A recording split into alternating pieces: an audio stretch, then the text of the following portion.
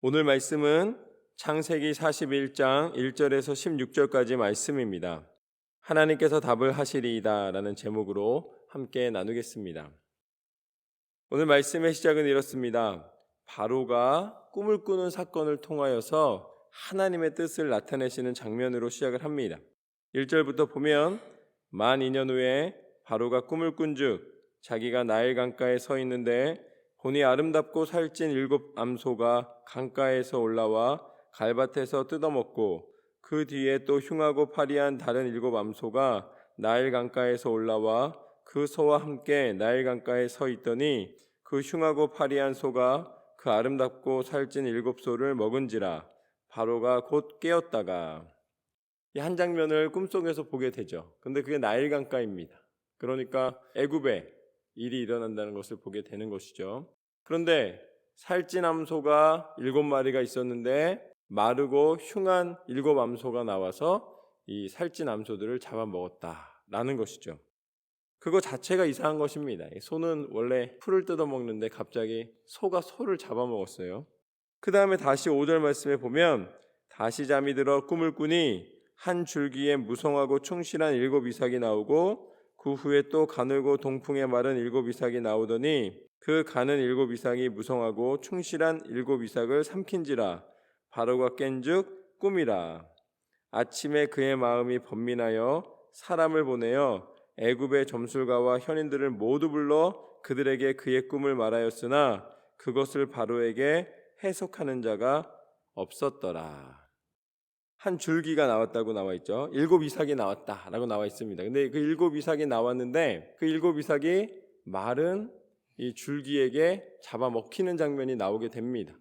그러면서 이 바로가 번민에 가득하게 됐습니다. 그래서 많은 이 꿈을 해석하는 사람들, 점술가와 현인들을 다 모아서 물어봤지만 아무도 대답하는 사람이 없었다라고 말씀에서는 가르쳐주고 계십니다. 이것이 바로 오늘 말씀의 첫 번째 단계입니다. 하나님이 일을 이루시기 위해서 나타내시는 첫 번째 단계, 그것은 바로 바로에게 꿈을 보여주시고 그냥 꿈만 보여주신 게 아니에요. 그리고 바로가 괴로워한 것으로 끝난 것이 아닙니다. 그가 괴로웠지만 만약에 한 명이라도 현인 중에서 점술가 중에서 그것을 해석할 수 있는 사람이 있었다면 기록되기에는 이 다음에 하나님의 일에 대한 것이 아니라 그냥 이집트의 역사의 한 장면으로 끝났을 것입니다. 그러나 아무도 해석할 수 있는 사람이 없었다는 거예요. 누구도 해석하지 못했더라. 아주 평범한 것 같지 않습니까? 그냥 살찐 7소와 마른 7소, 또 아주 튼실한 7 이삭과 마르고 흉한 7 이삭. 그러면은 이것은 아주 단순한 꿈인데, 근데 아무도 그것을 해석할 수 없었더라. 제가 볼 때는 그 꿈보다 더 큰 기적은 그것을 해석할 수 있는 사람이 아무도 없었다는 거예요. 그때 9절 말씀부터 보면 술 맡은 관원장이 바로에게 말하여 이르되 내가 오늘 내 죄를 기억하나이다.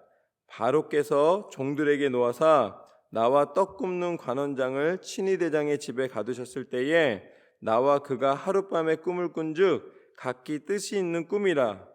그곳에 친위대장의 종된 히브리 청년이 우리와 함께 있기로 우리가 그에게 말하되 그가 우리의 꿈을 풀되 그 꿈대로 각 사람에게 해석하더니 그 해석한 대로 되어 나는 복직되고 그는 매달렸나이다. 여기까지가 이제 옆에 있었던 술관원장이 하는 말입니다. 지금 아무도 해석을 하지 못하는데 제가 예전에 이 죄로 말미암아 감옥에 갇혀 있을 때에 그때 만난 한 히브리 청년이 있습니다. 그런데 그가 나와 함께 들어갔던 이 빵 굽는 관원장과 나의 꿈을 해석해 주었는데 그가 말한 대로 이 빵 굽는 관원장은 거기서 죽게 되고 나는 복직되어 이렇게 왕을 섬기는 일을 하고 있습니다. 라고 왕에게 이 정보를 주는 일이 벌어집니다. 여러분 여기까지 한번 보십시오. 왕이 꿈을 꿨고 그것도 2번이나 비슷한 꿈을 꿨습니다. 물론 나오는 내용물은 다르지만 누구도 해석하지 못한 다음에 꿈에 대해 번민하고 있는 왕에게 자신에게 꿈을 해석해줬던 히브리 청년을 기억하게 하시고 그 다음에 왕에게 다가오게 하시는 거예요. 이게 다 어디에서 이루어진 일입니까? 이게 다 왕궁에서 이루어진 일입니다. 그런데 이때 그가 말하는 히브리 청년 어디에 있었어요? 그가 바로 요셉인데 요셉은 감옥에 갇혀 있었다는 것입니다.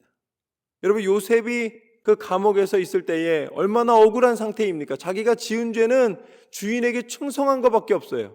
충성했는데 모함을 받아서 감옥에 들어와 있는 거예요. 그럼에도 불구하고 그곳에서 여전히 하나님을 섬기며 하나님 앞에 나아갈 때에 하나님은 어떤 하나님이시다? 하나님은 착착착착 하나님의 계획을 이루어 가시는 하나님이신 줄로 믿습니다. 지금 요셉이 부탁하거나 요셉이 꾀를 낸 거 아무것도 없어요. 하나님께서 행하고 계신 것입니다. 바로의 꿈을 사용하시고 그걸 해석할 만한 사람들이 아무도 해석하지 못해내고, 그리고 술관원장이 기억해내고, 그래서 바로에게 소개하는 것까지 이 모든 일련의 사건들은 다 하나님의 계획과 섭리이신 줄로 믿습니다. 살아가는 날 동안에 여러분의 인생 가운데 하나님이 아무것도 대답하지 않으시는 것처럼 느껴질 때가 있어요. 우리가 고난과 어려움 속에서 홀로 남겨져 있는 것처럼 생각할 때가 있습니다. 그러나 기억하십시오. 하나님은 하나님의 일을 멈추지 않으시는 분이십니다. 하나님의 계획이 어디 있는가가 중요한 거예요. 하나님의 계획 가운데 내가 놓여 있으면 감옥에 있던 어느 자리에 있던 하나님의 행하시는 일 가운데 우리가 동참하게 됩니다. 내가 멈춰 있다고 멈춰 있는 것이 아니에요. 하나님이 행하십니다.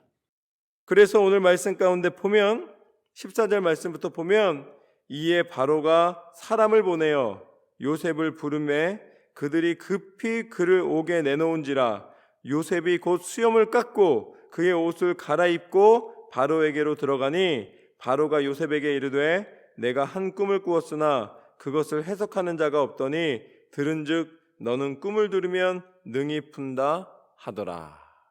요셉이 드디어 이제 왕의 부름을 받게 됩니다. 그래서 수염을 깎고 이제 옷을 갈아입고 정결한 모습으로 왕 앞에 서게 됩니다. 왕이 뭐라 그래요? 내가 들으니 너는 꿈을 잘 푸는 사람이라 하는구나. 여기까지가 이제 요셉을 만나는 장면이에요. 하나님께서 바로와 요셉이 만나게 하셨습니다. 이 만남을 시작으로 하나님께서 이 바로와 요셉이 좋은 관계를 가지고 나아갈 수 있는 그 시작을 터주시는 장면입니다. 아주 놀라운 장면이에요. 이게 우리가 볼 때 그냥 글로 한번 쭉 지나가는 것처럼 보이지만 이게 역사적인 사건에서는 실질적으로 이집트의 역사에 기록되는 역사적인 시작을 하나님이 알리시는 장면입니다. 그런데 그 놀라운 역사가 무엇을 통해 이루어지는가? 요셉이 감옥에서 나와서 왕을 만난 다음에 그 모든 하나님의 일을 행할 수 있는 그 귀한 시간을 맞이하게 되고 그것이 역사에 기록되게 되고 이 모든 것을 통해 나타나게 되는 이 순간이 어떻게 허락되었는가? 그것이 바로 16절 말씀입니다. 한번 한 목소리로 함께 읽겠습니다. 16절입니다. 시작. 요셉이 바로에게 대답하여 이르되 내가 아니라 하나님께서 바로에게 편안한 대답을 하시리이다. 아멘. 여기에 답이 있는 거예요. 이 꿈을 보내신 분이 누구십니까? 하나님이십니다. 그 꿈은 누가 해석하냐면 하나님의 뜻을 구하며 하나님 앞에 예배자로 서며 하나님 앞에 쓰임받는 사람이 해석하게 되는 거예요. 세상의 지식을 갖고 있는 사람, 세상의 소문을 들고 있는 사람, 세상의 능력을 갖고 있는 사람, 큰 소유로 인하여 자랑하는 사람이 아닙니다. 비록 감옥에 있었지만 오늘 이 믿음의 고백을 하는 사람, 이 일을 행하시는 분은 하나님이십니다. 내가 하는 것이 아닙니다. 하나님께서 행하실 때에 이 모든 것이 가능합니다. 이 역사적인 순간에 하나님을 인정해드리고 하나님을 높여드리고 하나님을 바라볼 때에 요셉을 들어 총리로 만드시고 하나님께서 행하시고자 계획하셨던 모든 일에 통로로 사용하신 줄로 믿습니다. 저와 여러분의 인생 가운데 하나님을 의지하고 하나님을 높여드리고 하나님을 섬기는 삶이 되시기를 주님의 이름으로 축원합니다. 하나님께서 행하십니다. 우리가 살아가면서 죽음의 문제, 죄의 문제, 또 우리의 모든 절망과 이 좌절 속에서 고통을 받는 이 고통의 문제, 고난의 문제를 해결하는 모든 길을 보여주시는 거예요. 여러분, 인생의 어떠한 일도 우리가 파악할 수는 있어요. 그리고 괴로워할 수는 있어요. 그러나 그 문제를 해결하시는 분은 하나님이신 줄로 믿습니다.